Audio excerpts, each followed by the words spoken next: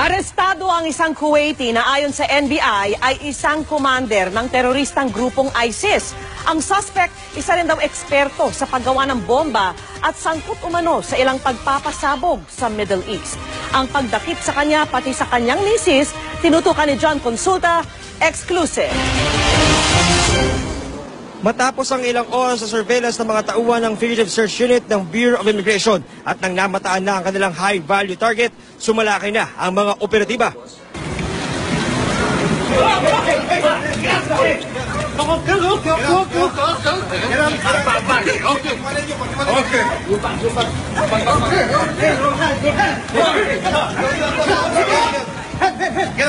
Get down!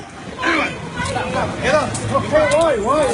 Wait. Okay, calm down. Calm down. I give you my bag. Okay, calm down. Calm down. We are government forces. Calm down. Kasama ang Intelligence Security Group ng AFP, Intelligence Group ng PNP, Kuwaiti Intelligence Security Services at iba pang foreign intelligence counterparts, inaresto ng mga ahente ng immigration ang target ng operasyon na si Hossein Al-Dafiri, 40 anyos, Kuwaiti national.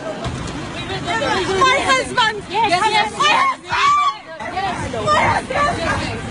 Dinakip din ang kanyang asawa na si Zina Rahaf, isang Syrian national. Isinakay sa magkahiwalay na sasakyan ang dalawa na bantay sarado ng mga operatiba.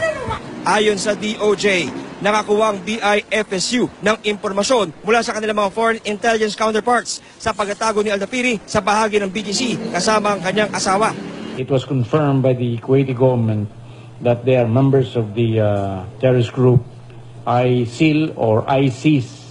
Si Al-Dafiri ay pinaghahanap ng Kuwaiti Security Forces at iba pang international intelligence community dahil sa pagiging expert bomb maker. Nasasangkot siya sa pagpapasabog sa ilang target sa Middle East at di umano'y miyembro ng teroristang grupong ISIS.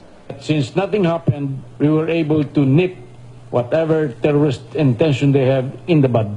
Tiko mag-asawa ng aming makaharap.